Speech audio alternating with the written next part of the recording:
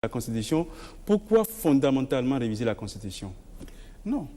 Vous voyez, bon, je prends un exemple. Chaque fois qu'il y a un deuxième tour, vous voyez tout le problème qu'il y a. Celui qui vient, pour le deuxième tour, il faut 2. Quand le second se désiste, on n'a jamais de possibilité. Donc, on est obligé de recourir à la Cour constitutionnelle Donc, on a prévu ça maintenant. C'est prévu dans les modifications. Dans ce que nous avons proposé. Tout à fait. On a vu ça à l'article, je crois, 45. En dehors de cela, mais aujourd'hui, j'ai parlé tout à l'heure de la Cour des comptes. Oui. Vous savez que nous sommes dans une union. L'UMOA, évidemment. Nous sommes dans une union. Tout à fait. Et selon les informations qu'on nous a données au moment où nous étions sur notre document, il semble que si aujourd'hui les autorités de l'Union monétaire économique et monétaire ouest-africaine veulent faire des contrôles chez nous, elles seront obligées d'envoyer des experts étrangers pour nous aider à réviser nos comptes. Alors que nous aurions pu le faire nous-mêmes avant que ces autorités n'arrivent. Il y a cela. La Sénat, je tiens à la Sénat parce que j'étais l'auteur de la proposition de loi d'où est née la Sénat. Si on ne constitutionnalise, c'est maintenant prévu, si on ne constitutionnalise pas la Sénat, nous continuerons à avoir toujours des problèmes. Pourquoi? Au moment où nous finissions les élections présidentielles et législatives de 2011, l'Assemblée continuait de nous envoyer certains de leurs représentants au niveau local. Donc, il faut une institution pérenne qui, entre 2 élections, travaille, modèle tout ce qu'il faut. Oui, mais certains vous diront que cela est déjà pris en compte dans le nouveau code électoral. Dans le nouveau code électoral, c'est un code électoral. Quand ce sera dans la Constitution, ça va lier le législateur. Le législateur ne pourra pas être tout le temps en train de modifier les dispositions comme il est en train de faire actuellement. D'ailleurs, dans notre proposition, nous avions prévu une Sénat pérenne, mais à composition légère. Parce que du moment où ça devient une institution, il faut... Cela va avec les moyens. Cela va avec les moyens. Donc, nous avions prévu une Sénat pérenne, mais légère, qui puisse travailler. Et nous avons dit aussi que cette Sénat sera totalement responsable. Ce ne sera plus à l'Assemblée nationale de leur désigner ou de leur élire des représentants au niveau local et tout ça. Elle sera entièrement responsable. Vous voyez, en Inde, par exemple, en Inde et au Canada, ils ont une institution de ce genre-là. Le président de la République de l'Inde, un jour disait « Ah, je viens d'apprendre que les élections, c'est pour telle date. » Mais c'est leur Sénat, ce qui correspond à leur Sénat. Elle est entièrement autonome. Et au Canada aussi, c'est la même chose.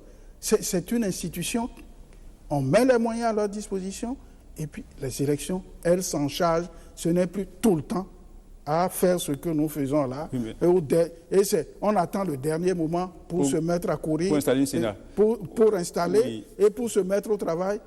C'est épuisant, usant et... quelquefois coûteux.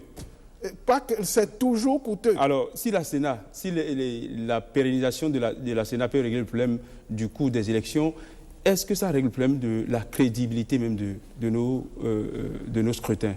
Parce que les hommes sont les hommes. La Sénat s'occupera de de l'élaboration ou du perfectionnement du fichier électoral, parce que tout le problème est là. La liste électorale permanente informatisée, si elle est permanente, la Sénat va nettoyer tout ça tout le temps, au fur et à mesure que les éléments, elle rassemble les éléments. Peut-être l'urgence est à côté de la LEPI. Peut-être que l'urgence est à côté de la LEPI et non de la Sénat. Non, c'est dans ce cas-là, c'est la Sénat qui va s'en occuper. Je viens de la Guinée et je retourne en Guinée. Bon, le travail qu'ils sont en train de réaliser, qui n'a pas encore reçu le consensus en général, c'est que la liste électorale permanente informatisée, ce soit leur CENI qui s'en occupe. C'est leur CENI qui va s'en occuper. Et c'est d'ailleurs le reproche que l'opposition fait ces jours-ci, là, c'est de dire la CENI n'a pas publié la liste électorale permanente informatisée. C'est ça. Il faut enlever ça du giron il faut enlever ça du giron de l'Assemblée, parce que l'Assemblée a d'autres exigences qui ne sont pas celles du quotidien d'une Sénat ou d'une CENI. Et je ne me vois pas député en train de ne pas chercher à mettre mes militants à droite, à gauche, si c'est moi qui suis obligé de désigner les représentants au niveau communal et local. Et c'est ce qui se fait actuellement.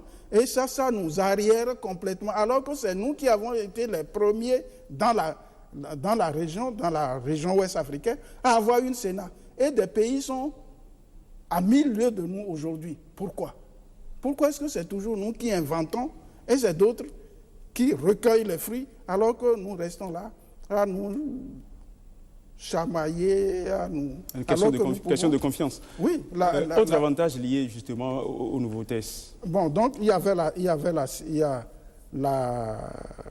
la Sénat et nous avons proposé aussi qui est le médiateur de la République, que ce soit institutionnalisé, constitutionnalisé, comme cela se fait ailleurs. Mais il y a des voix qui s'élèvent pour dire que nous avons trop d'institutions, quelquefois budgétivores et sans importance. Mais pourquoi en créer encore là, aujourd'hui, ce n'est pas le Bénin seul. L'ombudsman, ça c'est en Europe. Et tous les autres pays de l'UEMOA ont leur médiateur de la République. Ils ont leur médiateur de la République. Et le Bénin est seul à avoir une... Il faut constitutionnaliser. À mon avis, oui. À mon avis, oui. Pour les questions économiques, quels sont les avantages? Bon, il y a l'éternel problème de lutte contre la corruption. L'éternelle question de lutte contre la corruption. Et on a fait de ce problème-là un crime imprescriptible. Et c'est la disposition essentielle. Et la nouvelle loi portant lutte contre la corruption, cette loi ne règle pas le problème? Oui, elle règle le problème. Mais si c'est constitutionnalisé, si tu vas faire, permettez-moi, si vous commettez des gaffes économiques et que vous alliez vous réfugier à l'Assemblée, quand vous aurez fait 10 ans, 15 ans ou tout ça à l'Assemblée, quand vous reviendrez, on vous poursuivra.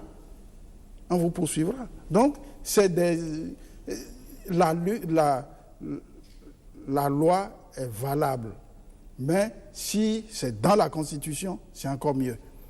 Bon. Une disposition qui peut passer inaperçue. Nous avons dit l'Assemblée nationale doit avoir un mandat de 5 ans comme les autres institutions, enfin, comme l'exécutif. Ça, certains députés l'avaient souhaité, courant mandat écoulé, mais n'ont pas été suivis. Oui, mais maintenant, si c'est constitutionnalisé, c'est une bonne chose. Et là, nous proposons que les élections présidentielles et législatives se déroulent comme en 2011 dans la même période. Ça permet d'économiser aussi. Parce que, comme il y aura eu Sénat permanente, elle s'occupera des deux.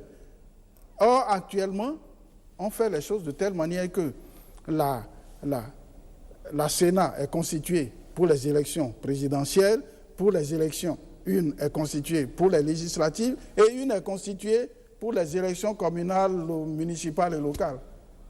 Nous, on a dépensé autour de 8 milliards, alors qu'il y a des Sénats qui ont dépensé 10, 15 milliards. Alors, si on rationalise nos habitudes de faire, si on rationalise nos activités politiques, on peut faire beaucoup de choses. Voilà. Et dans le travail que nous avons fait, je vous ai dit qu'il y a eu 53 pages d'exposé des motifs.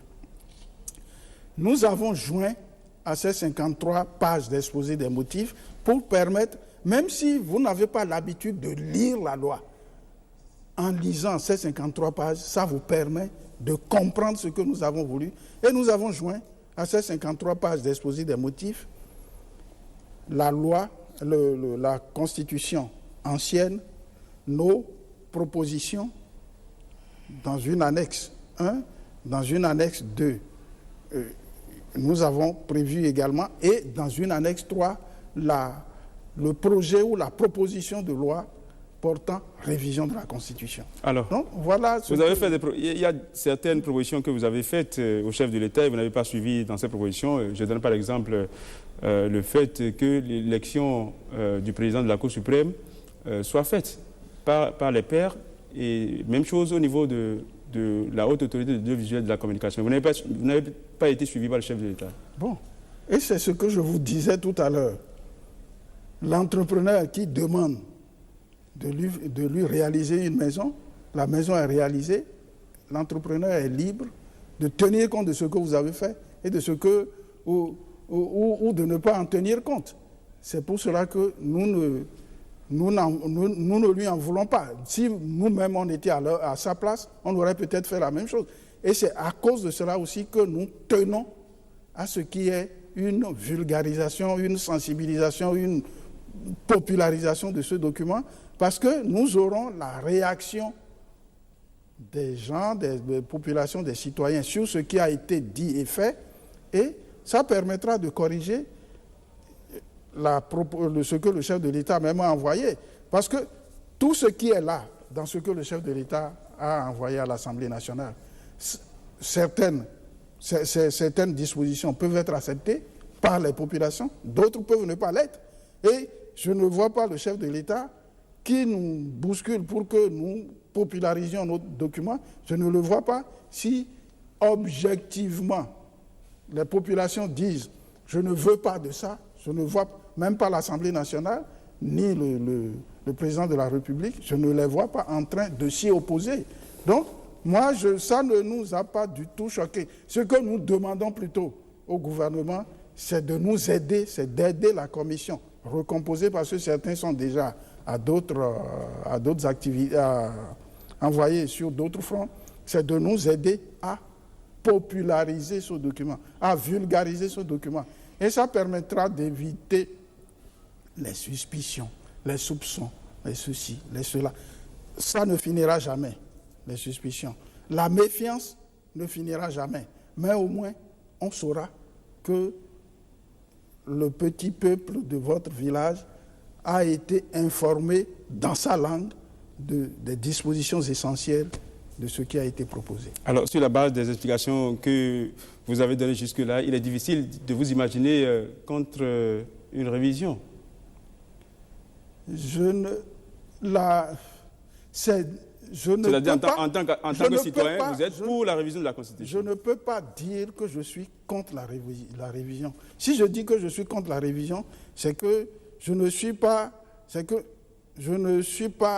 d'accord avec ce que vous-même vous avez fait. Non, je ne suis pas d'accord avec ce que j'ai fait et ce que nous avons fait. Et je ne suis pas d'accord avec la Constitution non plus. Oui.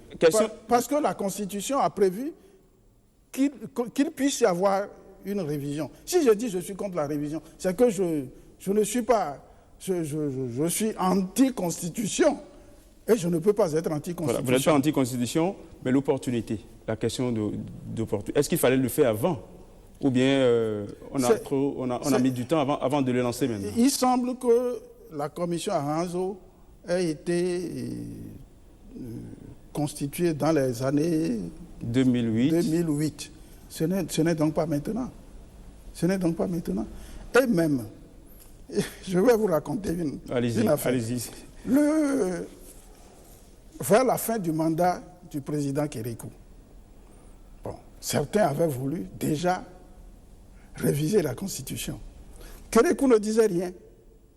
Il était là, comme un caïman qui dormait. Mais le caïman qui dort ne dort pas. Quand une bête passe devant lui, il bondit dessus. Il faisait ça.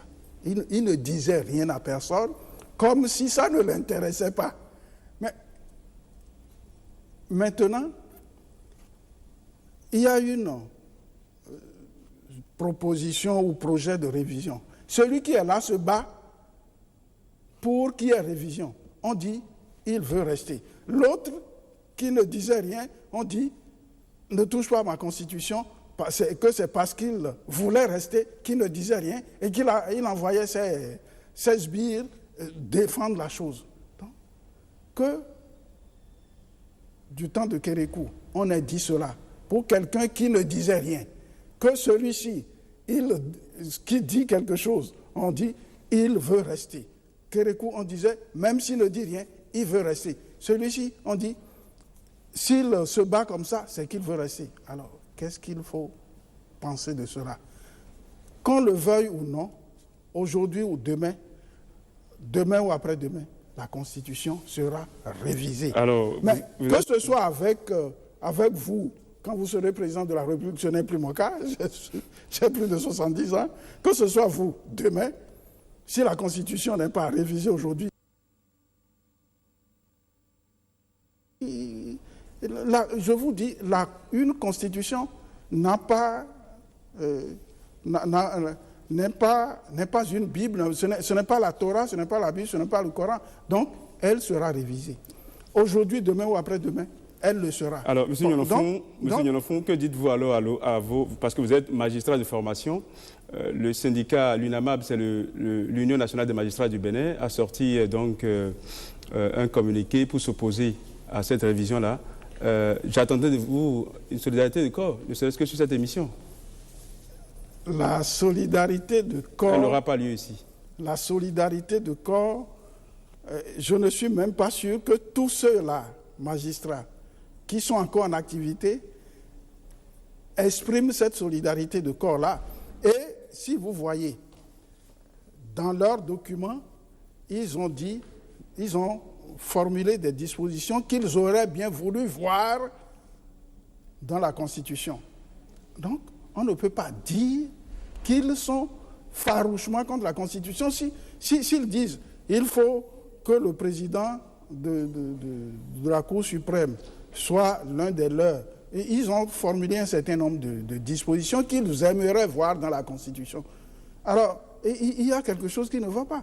Ils sont contre la Constitution, ils sont contre la révision, et ils veulent quand même que dans cette Constitution, il y ait certaines choses. Donc, moi, je ne veux pas je vous ai dit, je ne suis pas... Vous ne voulez pas rentrer dans la polémique? Non, je ne suis pas... Après tout, vous êtes un citoyen béninois, vous avez sans doute suivi aussi le clergé qui a demandé le consensus autour donc, de tout ce qui se fait en ce moment-là. Vous ne pouvez pas rester indifférent à tout ça quand même. Le consensus, la Cour constitutionnelle l'a exigé déjà, vous en avez parlé un peu tout à l'heure, quand l'Assemblée nationale a décidé d'elle-même de voter la révision de la Constitution en ce qui les concerne. Et c'est à cette occasion-là que la Cour a pris une décision pour dire qu'il y a un consensus qui s'était dégagé au niveau de la conférence nationale. Il faut que ce consensus-là joue aujourd'hui. Donc, moi, je ne trouve vraiment pas... Les religieux catholiques ont dit ce qu'ils pensent. Ils sont citoyens avant tout. Nous n'avons plus... la hiérarchie catholique aujourd'hui n'est plus une hiérarchie étrangère. Ils ont ils ont leur avis, ils ont leur... ils veulent se faire entendre, ils se sont fait entendre, et c'est ça, la démocratie, même au niveau religieux. Et si vous faites attention, les religieux, les catholiques, on dit il faut le consensus. Je crois qu'il y a un groupe de religieux, pas catholiques, qui soutient la révision Mordicus, et des jeunes de ce groupe religieux étaient farouchement contre. Moi, je trouve que la seule chose qui me gêne aujourd'hui, dans les débats qui se mènent, la seule chose qui me gêne, c'est quand on se met à s'injurier. On n'a pas besoin de ça. De votre position, vous pensez que le travail que vous avez fait est si élaboré pour que cela ne prête pas à confusion? On n'a pas besoin de s'injurier. On a besoin de mener des débats. Et c'est pour cela que nous tenons à ce que même notre travail soit examiné. J'en ai discuté avec le président Dossou, qui me dit « je suis d'accord avec vous, sauf sur un point. Bon, c'était quelque chose de technique et tout ça. » J'ai dit « bon, si cet aspect technique-là risque de paniquer les gens, on le laisse de côté, et surtout que ce n'est pas essentiel. Et je lui ai dit, c'est une affaire des professeurs d'université et tout ça, restez à Calavi avec votre affaire, et puis laissez-nous discuter de ce qui est dans la Constitution et que le peuple peut comprendre, saisir et accepter.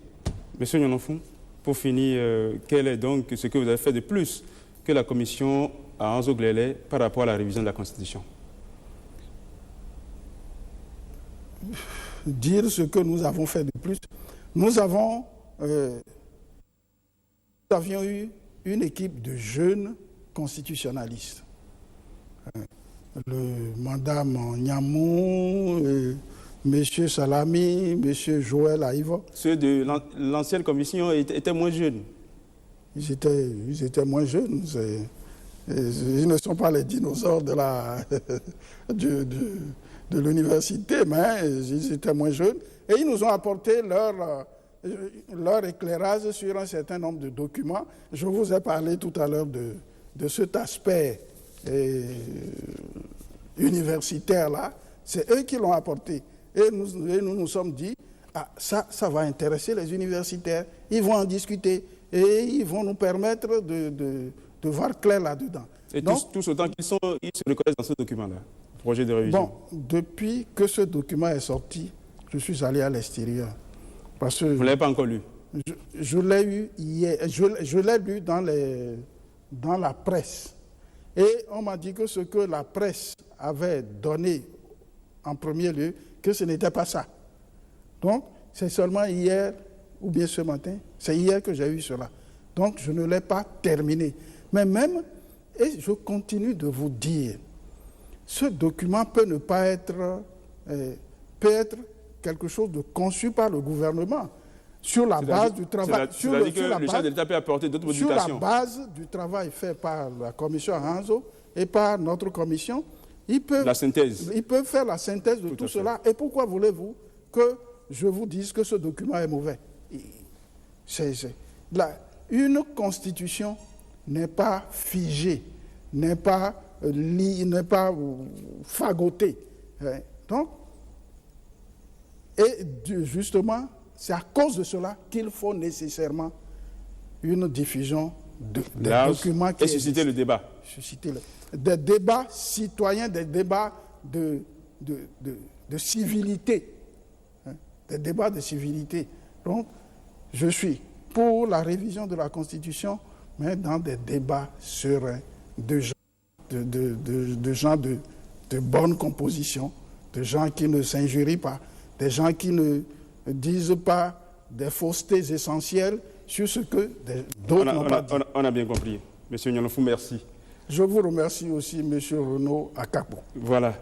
La révision de la Constitution du 11 décembre 1990, le débat s'impose. Monsieur Joseph Niononfou, bien sûr, président donc, de la commission, de cette deuxième commission-là, qui a fortement inspiré donc, le projet de loi portant révision de la Constitution. Il est venu sur ce plateau pour donner sa part de vérité, vous l'avez suivi. Merci de nous avoir suivis et à très bientôt.